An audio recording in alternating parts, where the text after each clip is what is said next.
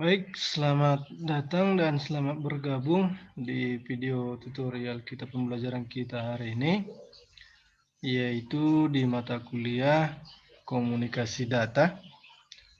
Pada kali ini kita bertemu lagi di pertemuan yang ke-11. Pada kali ini materi yang kita pelajari yaitu di mata kuliah komunikasi data adalah tentang jaringan komunikasi. Nah, jadi sebelum kita melangkah ke sana, di mana perlu kita pahami yang berkaitan dengan jaringan komunikasi, tentunya kita akan membahas jaringan-jaringan di dalam materi ini. Tentunya kalau lanjutannya itu lebih mendalam itu adalah di mata kuliah yang namanya jaringan komputer ya. Nah, jadi kali ini kita hanya pengantar tentang jaringan komunikasi tersebut. Di mana pada materi-materi sebelumnya itu kita sudah membahas tentang protokol-protokol komunikasi yang mengontrol dari komunikasi tersebut. Nah, jadi pada kali ini yang kita bahas itu adalah tentang jaringan komunikasi itu bagaimana proses pengiriman data tersebut dilakukan. Nah, jadi nanti di akhir video itu ada tugas saya berikan dan silakan dikerjakan sesuai dengan pemahaman Anda dan bisa Anda cari nanti bentuk-bentuk referensi yang perlu Anda pelajari baik dari internet, dari buku, itu terserah sama Anda untuk mengerjakan tugas tersebut. Ya. Nah, jadi kali ini yang dinamakan dia untuk jaringan komunikasi perlu kita pahami dulu bentuk jaringan komunikasi itu yang seperti apa dan di mana diperlukan jaringan komunikasi tersebut. Nah, contohnya di dunia nyata yang sering Anda lakukan adalah dengan perkembangan sekarang adalah dengan teknologi Android, bahwasanya di dalam handphone-handphone yang sudah Anda miliki itu sekarang tentunya terdapat juga bentuk jaringan komunikasi yang disediakan, misalnya yang Android sekarang udah tipe-tipe tinggi ya. Kenapa bentuk-bentuk komunikasi itu seperti apa di dalamnya, kenapa lebih cepat dibandingkan handphone-handphone sebelumnya ya di dalam perkembangan teknologi saat ini. Nah, yang namanya jaringan komunikasi data itu atau disebut dengan jaringan komputer itu merupakan sekumpulan komputer yang saling terhubung satu sama lain yang mana menggunakan protokol dan media transmisi tertentu ya. Jadi di sini menentukan untuk jaringan komputer itu biar bisa terhubung supaya komputer tersebut bisa terhubung di mana ada yang namanya jaringan dan bentuk-bentuk jaringan itu juga nanti ada dibedakan dengan beberapa jenis jaringan di dalam komunikasi data. Nah, di mana klasifikasi jaringan itu ada yang namanya dan yang sering Anda dengar yaitu yang pertama adalah Local Area Network atau disebut dengan LAN ya. Yang ini yang sering Anda pegang-pegang yang atau Anda lihat baik di lab kampus kita juga ada bentuk jaringan LAN-nya dan bedanya dengan Wide Area Network itu apa? Nah, jadi di dalam Local Area Network ini ada batasan dari jarak antara kedua ini. Nah, jadi kalau jaringannya itu sudah meluas atau jarak jauh, itu digunakan dengan WAN. Tetapi kalau masih hanya dalam satu gedung, misalnya di kampus kita, atau lantai satu dengan lantai dua, untuk menghubungkan komputer itu dinamakan jaringan yang digunakan adalah jaringan LAN atau Local Area Network. Ya, itu bisa dibedakan. Jadi ini ada dibuat LAN dengan WAN itu ada batasan-batasan jaringan yang dimiliki dari kedua klasifikasi jaringan ini. Ya. Nah, jadi komponen jaringan tersebut bisa juga di dalam pengumpulan komponen jaringan itu terdapat tiga komponen jaringan komunikasi data. Yang pertama ada yang namanya host ya. Host itu berarti simpul di mana dia ini yang dinamakan dia pusatnya ya, pusatnya di dalam komunikasi data, di mana host ini ada dua jenis, ada main host, kemudian ada host lokal. Nah, berarti host lokal itu sama biasanya digunakan di dalam jaringan LAN, Tetapi kalau main host itu sudah banyak jaringan yang dihubungkan dan dengan jarak tempuh yang jauh, ya, bisa beberapa gedung. Oke, yang kemudian ada yang namanya link atau dinamakan saluran, ya. Nah, jadi yang saluran ini dinamakan untuk menghubungkan antar host. Nah, jadi ini penghubungnya, ya, dinamakan namanya link. Nah, kemudian yang ketiga ada software. Ya, software ini fungsinya apa? Digunakan untuk jalannya transmisi. Inilah untuk mengoperasikan jaringan tersebut supaya bisa beroperasi dinamakan ada software. Ya. Nah, di dalam jaringan komunikasi juga ada yang namanya komponen di dalam jaringan. Ini dikatakan komponen jaringan ya. Kalau Anda perhatikan gambar ini terdapat beberapa komponen jaringan di dalamnya ya. Nah, jadi di sini ada kampus. Nah, jadi kalau dia di satu gedung, misalnya di satu kampus, biasanya digunakan dia jaringan LAN. Tetapi kalau misalnya sudah menghubungkan beberapa uh, lokasi atau titik pusat, ada sudah menggunakan yang namanya WAN. Nah, ini dinamakan WAN ya. WAN ini dia sudah menghubungkan beberapa titik-titik yang akan kita koneksikan jaringannya. Ya, bisa dia menggunakan wireless LAN, bisa menggunakan dial-up connection, ada menggunakan Baldwin frame relay-nya, kemudian ada MAN CTX-nya. Nah, misalnya kota ini dan ini adalah satelit ya. Nah, sudah menghubungkan beberapa peralatan untuk menghubungkan dari satu tempat ke tempat lain. Tetapi kalau yang di sini yang tadi saya sampaikan, kalau dia masih hanya satu gedung dinamakan dengan jaringan LAN ya. Nah, ini bentuk dari komponen jaringan tersebut. Jadi beberapa komponen-komponen jaringan itu terdapat di dalam ini. Ini hanya sebuah ilustrasi. Nah, kenapa jaringan itu dibentuk? Ya, untuk apa jaringan kita itu dibentuk? Nah, di sini disampaikan ada beberapa alasan kenapa jaringan itu kita bentuk. Yang pertama, ada yang dinamakan A, yaitu sharing sumber daya secara bersamaan. Nah, ini yang biasanya kalau sering Anda gunakan adalah pemakaian line printer. Ya, line printer, kemudian hard disk, kemudian database menghubungkan database. Ya, kemudian Anda pasti pernah pemakaian line printer itu dinamakan dia hanya satu printer, ya, tetapi beberapa komputer bisa menggunakannya. Ya, mungkin sering Anda gunakan ya dan sering Anda lihat.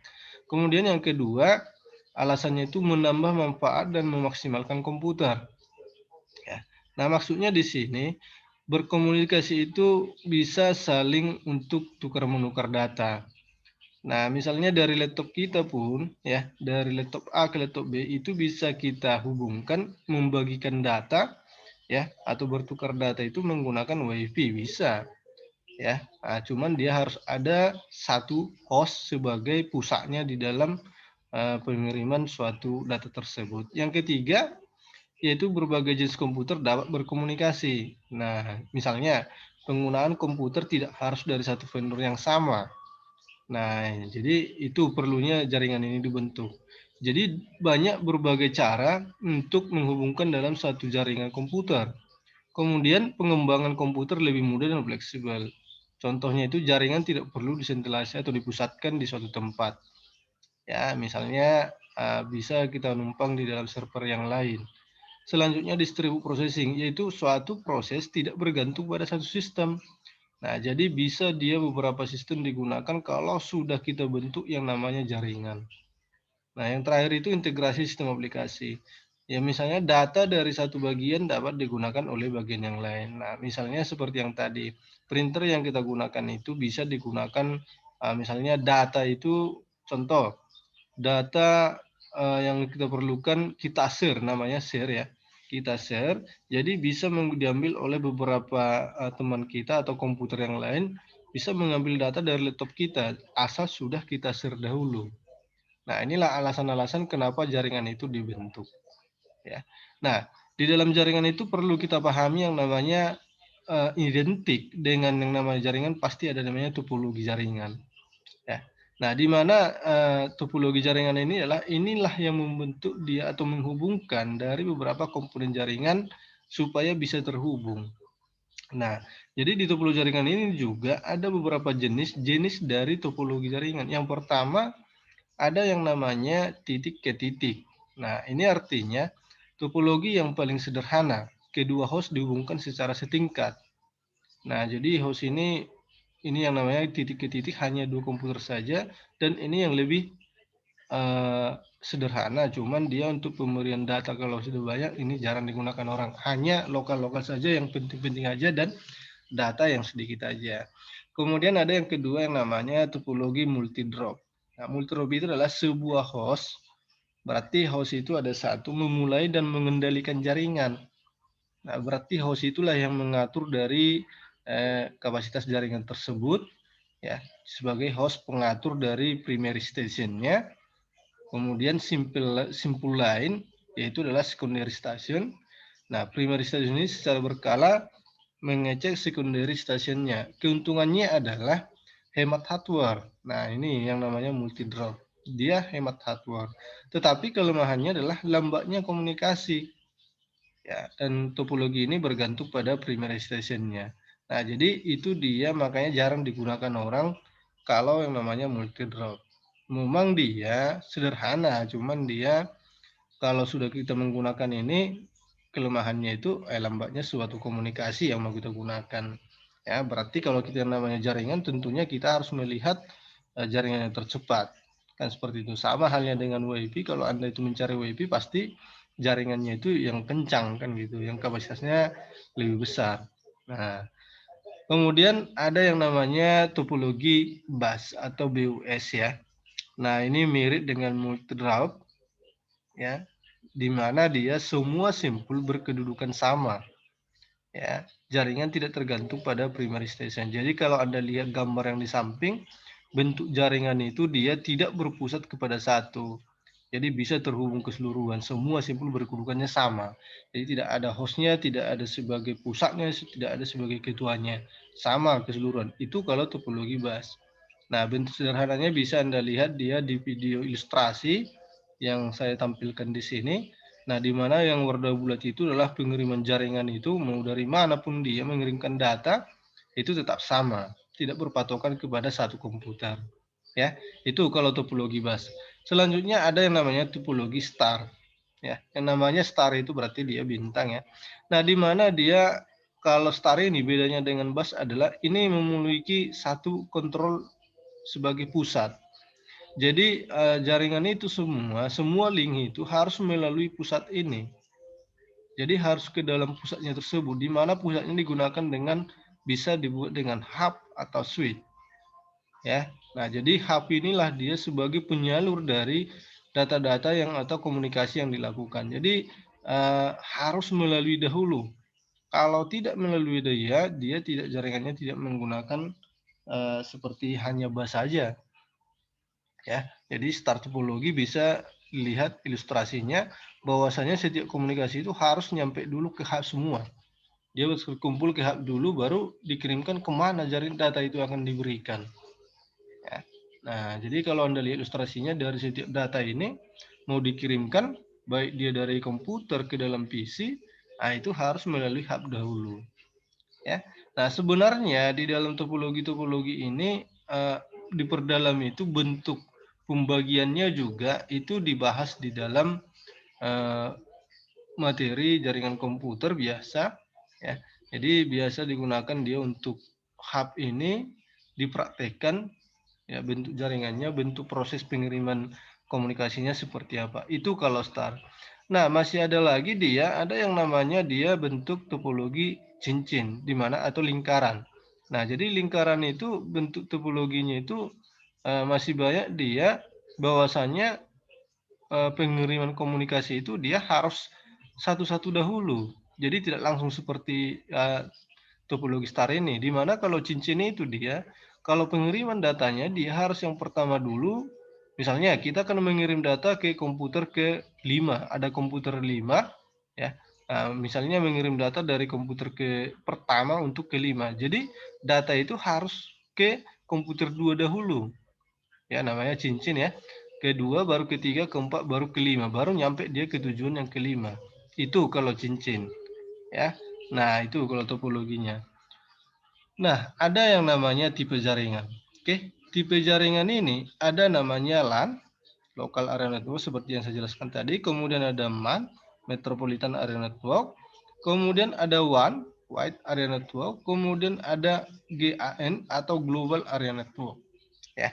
Nah, jadi Anda itu silahkan coba Anda cari, ya, coba Anda cari, pelajari dia dari keempat tipe jaringan ini, ya.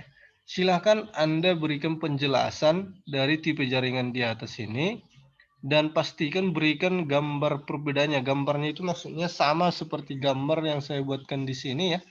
Ada ilustrasinya biar bisa dibedakan dia bentuk dari tipe jaringan LAN itu seperti apa, kemudian MAN itu seperti apa, WAN itu seperti apa. Ya, itu yang perlu Anda pelajari dan itu sebagai tugas Anda untuk hari ini. Tentunya kenapa ini langsung saya berikan tugas, tentunya Anda sudah pernah mendengar-dengar tentang tipe jaringan yang kita pahami hari ini, yang kita pelajari, namun untuk pendalamannya silakan Anda buatkan sebagai tugas Anda dan kirimkan ke makalah kita, ke forum diskusi kita, ya. Nah, tugasnya itu bisa dibuatkan diketik ya, diketik jangan ditulis tangan. Jadi biar saya lihat dia bentuk gambar ilustrasinya itu biar nampak bentuk GIF ya, bentuk GIF Anda buatkan. Jadi jangan ditulis tangan, melainkan Anda buatkan di Word, kemudian Anda kirimkan Word-nya itu biar saya lihat, ya. Atau tidak usah pakai Word ya, Anda buatkan di PowerPoint aja. Di PowerPoint Anda buatkan perbedaan dari penjelasan-penjelasan dari tipe jaringan yang keempat ini. Buatkan di PowerPoint. Ya, di PowerPoint Anda kirimkanlah dia hasil PowerPoint Anda biar lebih nampak dia ilustrasi atau animasi gambar GIF-nya yang Anda kirimkan. Ya. Nah, itu aja yang bisa saya sampaikan hari ini. Jika ada mau perlu Anda pertanyakan, silakan berikan komentar Anda, pertanyakan di kolom diskusi kita ya. Oke, tugasnya itu Anda kumpulkan hari ini juga dengan sesuai dengan jam ketentuan yang biasa seperti kuliah kita biasa. Oke, tetap jaga kesehatan ya, jaga jarak dan kemudian semoga sehat-sehat selalu ya. Sekian pertemuan kita lanjut di minggu depan. Terima kasih.